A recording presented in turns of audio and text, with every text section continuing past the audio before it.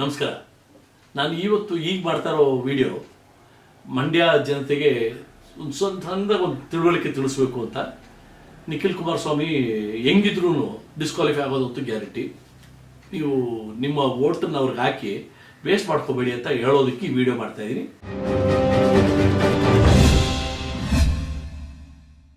ನಿಖಿಲ್ದು nomination paper 100% ಅದು defective.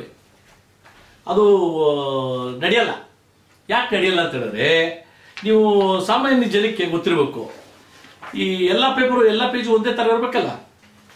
Nikhil affidavit ಹಾಕಿದಾರಲ್ಲ, ನೀವು vote ಹಾಕಿದ್ರು ನೋ ಯೂಸು. ಅಫಿಡವಿಟ್ ನೋಡಿದ್ದೀರಾ? ನಾನು ಮಂಡ್ಯದಲ್ಲಿರೋ ಎಲ್ಲ ಜನತೆಗೆ ಹೇಳ್ತಾ ಇದ್ದೀನಿ, ಈ ಲಾಸ್ಟ್ ಪೇಜ್ ನೋಡಿ ಕಲರಾ, ಇನ್ನು ಅದಕ್ಕೆ ಮುಂಚೆ ಇರೋ ಪೇಜು ಬ್ಲ್ಯಾಕ್ ಆ್ಯಂಡ್ ವೈಟು, ಇನ್ನು ಮುಂದೆ ಬ್ಲ್ಯಾಕ್ ಆ್ಯಂಡ್ ವೈಟು, ಇನ್ನು ಸ್ವಲ್ಪ ಹಂಗೆ ಹೋದ್ರೆ ಅರ್ರೆ ಸಡನ್ ಆಗಿ ತಿರ್ಗಾ ಕಲರ್ ಬಿಡ್ತು, ಆಮೇಲೆ ಇನ್ನೊಂದು ಕಲರು. ಸೊ ಇಲ್ಲಿ 2 ಕಲರು, ಲಾಸ್ಟ್ ಪೇಜ್ ಕಲರು, ಇಷ್ಟೇ ಇರೋದು. ಅದು ಹಿಂಗೆ ಅಫಿಡವಿಟ್ ಅಲ್ಲಿ ಆ ರೀತಿ ಬರಕ್ ಸಾಧ್ಯ. ಈಗ ನಿಖಿಲ್ ಏನ್ ಮಾಡೋರು, ಎಲ್ರು ಗಮನ ಕೇಳ್ಕೊಳ್ಳಿ. 25ನೇ ತಾರೀಕು ನಾಮಿನೇಷನ್ ಫೈಲ್ ಮಾಡಿದ್ರು, ಅಫಿಡವಿಟ್ ಹಾಕಿದ್ರು. ಆ ಅಫಿಡವಿಟ್ ಹಾಕಿದಾಗ ಅದರಲ್ಲಿ ಯಾವ್ದೋ ಕಾಲಮ್ ಮಿಸ್ಸಿಂಗ್ ಇದೆ ಅಂತ ಹೇಳಿ ಕೊಟ್ಟು ಕಳಿಸಿದ್ರಂತ ಅಧಿಕಾರಿಗಳು ಹೇಳೋರೆ. ಕೊಟ್ಟು ಕಳಿಸಿದಾಗ ಏನ್ ಮಾಡಿದ್ರು, 27ನೇ ತಾರೀಕು ಒಳಗೆ ನೀನು ತಂದು ಕೊಡ್ಬೇಕಪ್ಪ ಅಂತ ಹೇಳೋರೆ. ಸರಿ, ಇವ್ರು 27ನೇ ತಾರೀಕು 10 ಗಂಟೆ 20 ನಿಮಿಷಕ್ಕೆ ಅಲ್ಲಿ ತಗೊಂಡು ಕೊಟ್ಟವ್ರಂತೆ ನಿಖಿಲು. ಯಾವುದು 25ನೇ ತಾರೀಕು ನೀನು ಕೊಟ್ಟರು ಅಫಿಡವಿಟ್ ಸರಿಯಲ್ಲ, ನೀನು ಅದನ್ನ ಬೇರೆ ಮಾಡ್ಕೊಂಡ್ ಬಾ ಅಂತ ಕಳ್ಸಿದ್ರಲ್ಲ, ಆ ಡಿಫೆಕ್ಷನ್ ಮಾಡ್ಕೊಂಡ್ ಬಾ ಅಂತ. ಸೊ ಮಾಡ್ಕೊಂಡ್ ಬಂದವ್ರೆ. 25ನೇ ತಾರೀಕು ಕೊಟ್ಟಿದ್ರಲ್ಲಿ ಸೀರಿಯಲ್ ನಂಬರ್ ಏನಿತ್ತು, ನೋಟ್ರಿ ಹಾಕ್ಬಿಟ್ಟು ಸೀರಿಯಲ್ ನಂಬರ್ ಹಾಕ್ತಾರಲ್ಲ, ಸೀರಿಯಲ್ ನಂಬರ್ 6 ಯಾವ ದಿನ ಮಾಡಿರೋದು 21 ಮಾರ್ಚ್ 2019ಕ್ಕೆ ನೋಟ್ರಿ ಆಗಿದೆ. ನಾನು ಪ್ರಮಾಣ ಪತ್ರ, ನಾನು ಪ್ರಮಾಣ ಮಾಡಿ ಹೇಳಿದ್ದೀನಿ, ನಾನು ಹೇಳಿದ್ದೆ ಇದು ಈ ಮ್ಯಾಟ್ರು ಅಂತೆಲ್ಲ ಸೈನ್ ಮಾಡಿದ್ದಾರೆ. ಸಂತೋಷ. 25ನೇ ತಾರೀಕಿಗೆ ಓಕೆ. ಬಟ್ 27ನೇ ತಾರೀಕು ತಂದು ಕೊಟ್ಟಿದ್ದ ಅಫಿಡವಿಟ್ ಅಲ್ಲೂ ಅದೇ ನಂಬರು ಅದೇ ಡೇಟ್ ಅದೇ ಹೆಂಗ್ ಮಾಡ್ಬಿಡ್ತದೆ? 25 ಮೇಲೆ ನೀನ್ ತಿದ್ದಬೇಕಲ್ಲಪ್ಪ, ತಿದ್ದುಬಿಟ್ಟು ತಂದು ಕೊಡ್ಬೇಕು. ನೀನ್ ತಿದ್ದುಬಿಟ್ಟು ತಂದು ಕೊಟ್ಟಿರೋದ್ರಲ್ಲಿ ಅದೇ ಸೀರಿಯಲ್ ನಂಬರು, ಅದೇ 21ನೇ ತಾರೀಕು ಮಾಡಿರೋದು. ಹಂಗಾರೆ ಹೆಂಗ್ ಬಂತದು? ಒಂದು ನೀನು ತಿದ್ದಿರ್ಬೇಕು, ಇಲ್ಲ ತಿದ್ದಿರೋದನ್ನ ಆ ನೋಟ್ರಿ ಸೀಲ್ ಹಾಕಿ ಕಳಿಸ್ಬಿಟ್ಟದೆ. ನಡೀತದ? ಕಾನೂನುಬದ್ಧ ಕಾನೂನು ರೀತಿಯಲ್ಲಿ ನೋಡಿದ್ರೆ ಇದು ಚಲಾವಣೆ ಆಗೋ ಅಫಿಡವಿಟ್ ಅಲ್ಲ. ಇದು ಹೆಂಗಪ್ಪ ಅವ್ರು ತಗೊಂಡ್ಬಿಟ್ರು ಅಂತ ಹೇಳಿದ್ರೆ, ನೋಡಿ 6 ಕಳಿಸ್ಬಿಟ್ಟವ್ರೆ, ಟ್ರಾನ್ಸ್ಫರ್ ಮಾಡೋರೆ. ಯಾಕೆ ಟ್ರಾನ್ಸ್ಫರ್ ಮಾಡೋರಪ್ಪ? ಅವ್ರು ತಪ್ಪು ಮಾಡೋಂಥ ವ್ಯಕ್ತಿ ಅಲ್ಲ ಅಂತ ಹೇಳಿದ್ರೆ ಎಲೆಕ್ಷನ್ ಕಮಿಷನ್ ಯಾಕೆ ಟ್ರಾನ್ಸ್ಫರ್ ಮಾಡ್ತದೆ? ಆಮೇಲೆ ಆ ಅಬ್ಸರ್ವರ್ ಒಬ್ಬ ಇದ್ದ, ಅವನು ಟ್ರಾನ್ಸ್ಫರ್ ಮಾಡೋರೆ. ಇಬ್ರು ಅಫಿಷಿಯಲ್ಸ್ IAS ಕೇಡರ್ ಅಲ್ಲಿರೋರ್ನ ಟ್ರಾನ್ಸ್ಫರ್ ಮಾಡ್ಬೇಕಾರೆ ಇವ್ರೇನು ತಪ್ಪು ಮಾಡಿರ್ಬೇಕಲ್ಲ. ಸೊ ನಿಖಿಲ್ದು ಡಿಸ್ಕ್ವಾಲಿಫೈ ಆಗೋದಂತೂ ಗ್ಯಾರಂಟಿ. ಡಿಸ್ಕ್ವಾಲಿಫೈ ಆದ್ರೂ ತೊಂದರೆ ಇಲ್ಲ. ನಾನು ಹೇಳಿದ್ನಲ್ಲ ಆಗ್ಲೇ, ಅವ್ರ ತಂದೆಗೆ ಹೇಳಿ ನೀವು ದಯವಿಟ್ಟು ಅವ್ರನ್ನ ರಾಜ್ಯಸಭಾ ಕಳಿಸಿ ಅಂತ. ನಮ್ಮ ಅಪ್ಪರಾಣೆ ಕಳಿಸಲ್ಲ, 100% ಕಳಿಸಲ್ಲ.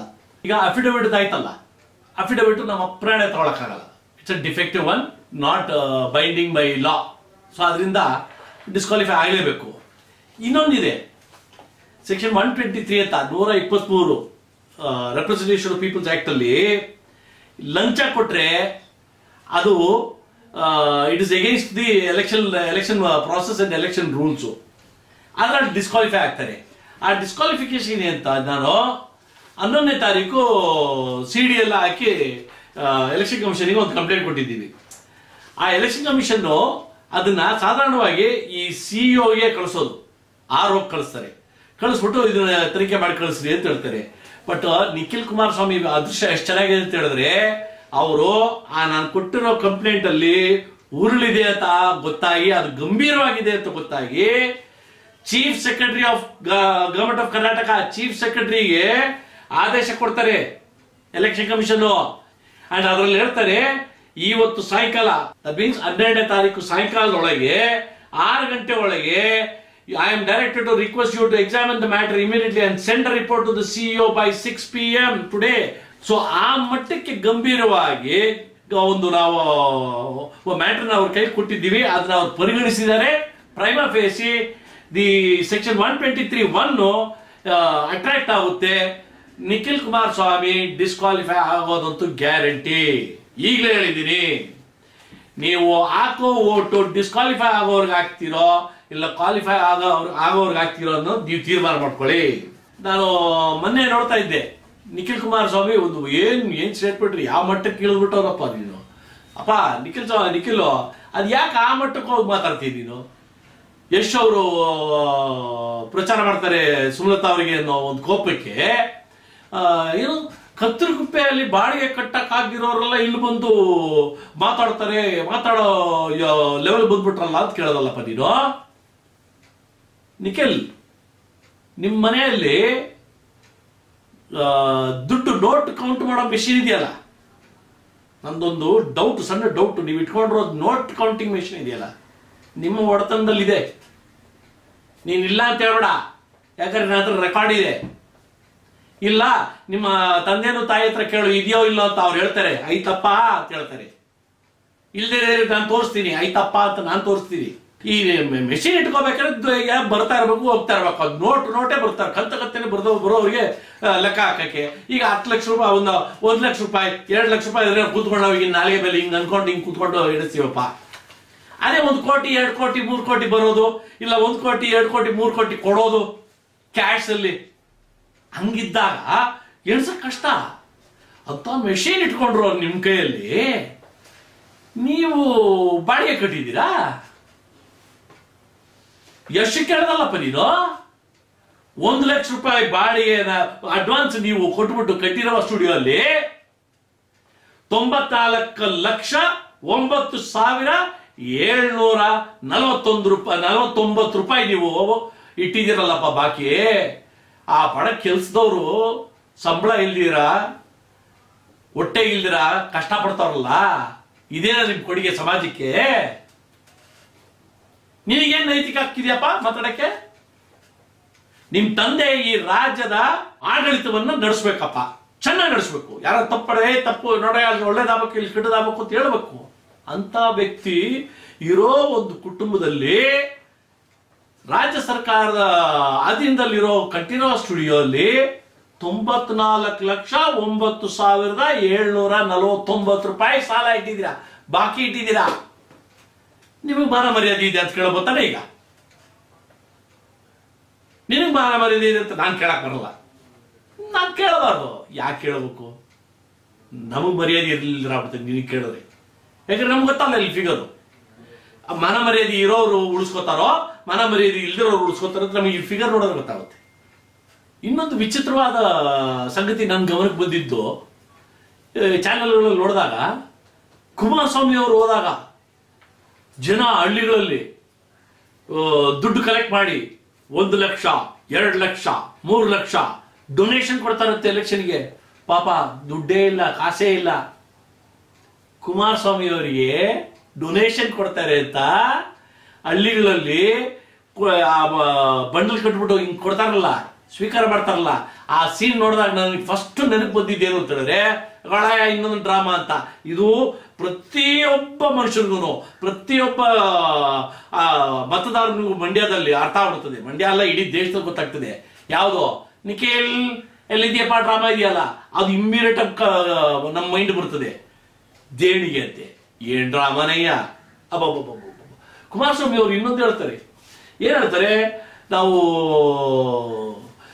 ರೈತರಿಗಾಗಿ ನಾವು ಇರೋ ಫ್ಯಾಮಿಲಿ, ನಮ್ಮ ಕುಟುಂಬ, ನಮ್ಮ ಫ್ಯಾಮಿಲಿನೇ ನಾವು ದೇಶಕ್ಕಾಗಿ ಇಟ್ಬಿಟ್ಟಿದೀವಿ. ದೇಶ ಲೂಟಿ ಮಾಡೋ ಫ್ಯಾಮಿಲಿ ಅಂತ ಹೇಳ್ಕೊಡ್ರಿ ಕುಮಾರಸ್ವಾಮಿ. ನೀವ್ ಹೇಳಿದ್ ನಿಜ ಆದ್ರೆ ಬೆಂಗಳೂರಿಂದ ಮೈಸೂರವರೆಗೂ ಪ್ರಾಜೆಕ್ಟ್ ನಡೆಯಲ್ಲ. ನೀವು DK ಶಿವಕುಮಾರ್ ಮತ್ತು ಕಂಪನಿ ಸೇರ್ಕೊಂಡು ರೈತರ ಜಮೀನು ಗುಳಂ ಮಾಡೋದಕ್ಕೆ ಆಲ್ರೆಡಿ ಡಿಸೈಡ್ ಮಾಡ್ಬಿಟ್ಟಿದ್ದೀರಲ್ಲ. ಯಾರು? ಅಬೋ constructions, RMZ infrastructure, Sobha developers, Rajesh estates, ಫೀಸಾ ಡೆವಲಪರ್ಸ್, ನೈಸ್, ಇವ್ರ ಎಲ್ಲಾ ಕಂಪನಿಗಳ ಹೆಸರಲ್ಲಿ ಇನ್ನು 5 ವರ್ಷದೊಳಗೆ ಅದನ್ನ ಲಪ್ಟಾಯಿಸ್ಕೋಬೇಕು ಅಂತ ನೀವು ಒಂದು ಸ್ಕೀಮ್ ಹಾಕಿದಿರಲ್ಲ. ರೈತರಿಗೆ 6 ಲಕ್ಷ ಕೊಟ್ಬಿಟ್ಟು ನೀವು 90 ಲಕ್ಷ 95 ಲಕ್ಷ 1 ಕೋಟಿ 2 ಕೋಟಿವರೆಗೂ ಮೇನ್ ರೋಡ್ ಜಮೀನ ಮಾರ್ಕೊಂಡು ನುಂಗಾಕ್ಬೇಕು ಅಂತ ಸ್ಕೀಮ್ ಹಾಕಿದಿರಲ್ಲ. ಅದು ಸತ್ಯ ಅಲ್ಲ, ನಾನು ಹೇಳಿದ್ ಸುಳ್ಳು ಅಂತ ನೋಡಿಸಿ ಆ ರೈತರ ಜಮೀನು ವಾಪಸ್ ಕೊಡಿ. ಮಂಡ್ಯ, ಶ್ರೀರಂಗಪಟ್ಟ, ಮದ್ದೂರು, ಚನ್ನಪಟ್ಟ ಇಲ್ಲೆಲ್ಲ ಇರೋ ರೈತರಲ್ವಾ, ಅವ್ರಿಗೆಲ್ಲ ಬಾಯಿಗೆ ಮಣ್ಣಾಕ್ಬಿಟ್ಟು ನಾವು ನಮ್ಮ ಕುಟುಂಬ ದೇಶಕ್ಕಾಗಿ ಇಟ್ಟಿದ್ದೀವಿ. ಎಂತ ಸುಳ್ರಿ, ಎಂತ ಡ್ರಾಮಾರಿ ಇದು. ಆಮೇಲೆ ಇನ್ನೊಂದು, ಕುಮಾರಸ್ವಾಮಿ ಅವರು ಏನ್ ಜ್ವರ ಕೇಳ್ಕೊತಾರೆ ತುಮಕೂರಲ್ಲಿ. ನಮ್ಮ ತಂದೆ ದೇವೇಗೌಡರು ಇಲ್ಲಿದ್ರೆ, ಅವರು ಶ್ರಮ ಪಡದೇ ಇದ್ದಿದ್ರೆ ಯಾಗಿಚಿ, ಹೇಮಾವತಿ ಅಂಡ್ ಹಾರಂಗಿ ರಿಸರ್ವಾಯರ್ಸ್ ಕಟ್ತಾ ಇದ್ರ ಅಂತ. ರೇ ಕುಮಾರಸ್ವಾಮಿ ಅವರೇ, ಹಿಸ್ಟ್ರಿ ತಿಳ್ಕೊಳ್ರಿ, ನಿಮ್ ತಂದೆಯವ್ರಿಗೆ ಕೇಳಿ, ದೇವೇಗೌಡರು ಕೇಳ್ರಿ, ಅವ್ರದ್ದೇನಾದ್ರು ಅಲ್ಲಿ ಕೊಡುಗೆ ಇತ್ತ ಅಂತ. ಶ್ರೀ ಎಚ್ ಎನ್ ನಂಜೇಗೌಡರ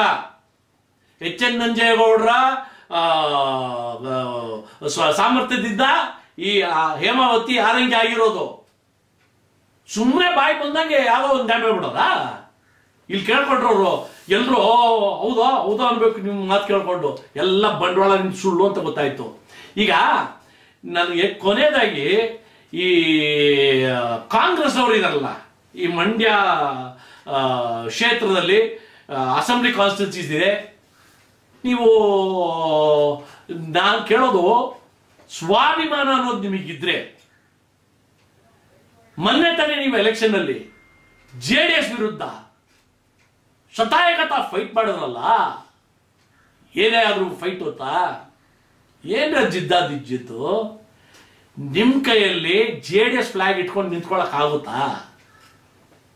ಇನ್ ಬೇಕಾ ನಿಮ್ ಜೀವನ? ಅದಕ್ಕಿಂತ ಕೇವಲ ಬೇಕೇನ್ರಿ? 3 ಬಿಟ್ಟು ಹೋಗ್ಬೇಕೇನ್ರಿ? ಅವ್ರು ಯಾರೋ ಒಪ್ಪಂದ ಮಾಡ್ಕೊಂಡ್ರು, ಏನೂ ಅಲ್ಲ, ದೊಡ್ಡ ಒಪ್ಪಂದ ಇರಲ್ಲ ಅಲ್ಲಿ. ಆ ಪ್ರಾಂತದಲ್ಲಿ ಬರೋ ಜಮೀನುಗಳೆಲ್ಲ ಇವ್ರು 3 ಸೇರ್ಕೊಂಡು ಪ್ಲಾನ್ ಮಾಡೋರಲ್ಲ ನುಂಗಾಕಕ್ಕೆ, ಅಲ್ಲಿ ಅಧಿಕಾರದಲ್ಲಿ ಅವ್ರ ಕಡೆಯವರೇ ಇರಬೇಕು. ಅಲ್ಲಿ ನುಂಗಕ್ ಹೋದಾಗ ಅವರೇ ಇದ್ರೆ ಅವರೇ ಹಂಚ್ಕೋಬಹುದು ರೈತರ ಜಮೀನಲ್ಲ. ನಮ್ಮ ಹೆಸರಲ್ಲಿ ಇಲ್ಲಪ್ಪ ಅಂತಾರೆ. ಆವಾಗ ಕೇಳ್ರಿ, ಈ ನಾನು ಹೇಳಿದ್ನಲ್ಲ ಕಂಪ್ನಿಗಳ ಹೆಸರು, ಆ ಹೆಸರಲ್ಲಿ ಬರ್ತಾರೆ ಇವರು. ಈ ಹೆಸರುಗಳೆಲ್ಲ ತಂದು ಅವ್ರು ತಿನ್ನೋದು. ನಾನು ಕಾಂಗ್ರೆಸ್ ಅವ್ರು ಕೇಳ್ತಾ ಇದ್ದೀನಿ, ಇನ್ನು ಮುಂದಕ್ಕೆ ನೀವು JDSನವ್ರ ನೀವು ಸೇರ್ಬಿಟ್ರೆ ಮಾಡ್ರಿ, ಅದೊಂಥರ ರಾಜಾರೋಷ ಮಾಡ್ರಿ ಅಂತ. ಇಲ್ಲ, ನೀವು ನಿಜವಾಗ್ಲೇ ಕಾಂಗ್ರೆಸ್ನವ್ರಾದ್ರೆ, ನಿಜವಾಗ್ಲೂ ನೀವು ಕಾಂಗ್ರೆಸ್ ಅವರಾದ್ರೆ ಹೋಗ್ಬೇಡ್ರಿ, ಮಾನ ಮರ್ಯಾದೆ ಕಳ್ಕೊಂಡು ಹೋಗ್ಬೇಡ್ರಿ, ಸ್ವಾಭಿಮಾನ ಅನ್ನೋದು ಇಟ್ಕೋಬೇಕ್ರಿ. ಒಂದು ಹೆಂಗ್ಸು ಅಲ್ಲಿ ಬಂದಿದ ತಕ್ಷಣ ನಡ್ಕ ಬಂದ್ಬಿಡ್ತಲ್ಲಪ್ಪ, ಯಾರ್ಯಾರು ಬಂದಿದ್ದು, ಯಾರು ಬಂದಿಲ್ಲ ಅಂತ ಹೇಳ್ರಿ. ಮಂಡ್ಯದಾಗಿ ಆ ಅಮ್ಮ ಒಬ್ಳೇ ತಿರ್ತಾಳೆ, 2 ಮಕ್ಕಳು ಅವರಿಗೆ ದತ್ತುಪುತ್ರರು, ಅವರಿಬ್ರು ತಿರ್ತಾವ್ರಪ್ಪ. ಯಾರು? ಸಿದ್ದರಾಮಯ್ಯ, ದೇವೇಗೌಡ, DK ಶಿವಕುಮಾರ್, ಯಾವ ಲೀಡರ್ ಕರ್ಕೊಂಡ್ರು ಗೆಲ್ಲಲ್ಲ ಅಂತ ನಿಮಗೆ ಗ್ಯಾರಂಟಿ ಆಗ್ಬಿಡ್ತಲ್ಲಪ್ಪ. ಮುಖ್ಯಮಂತ್ರಿ ಅಲ್ಲೇ ಟೆಂಟ್ ಹಾಕೊಂಡ್ರೆ ಇನ್ನೇನು ಬೇಕು ನಿಮಗೆ? ಸೋಲೋದು ಖಚಿತ. Nikhil 100% you are going to be disqualified. ನೀವು ವೋಟ್ ಹಾಕಿದವರಿಗೆ ನಾಳೆ ಪಶ್ಚಾತ್ತಾಪ ಪಡಬೇಡ್ರಿ ಅಂತ ಕೇಳ್ತಾ ಇರೋದು. ನಿಖಿಲ್ ವೋಟ್ ಹಾಕೋ ಜನಕ್ಕೆ ನಾನು ಕೇಳ್ತಾ ಇದೀನಿ, ನಾಳೆ ಪಶ್ಚಾತ್ತಾಪ ಪಡಬೇಡಿ, ನಿಮ್ ವೋಟ್ ವೇಸ್ಟ್ ಆಗ್ತದೆ, ಹಾಕ್ಬೇಡಿ. ವಿವೇಚನೆಯನ್ನು ಬಳಸಿ. ಧನ್ಯವಾದ.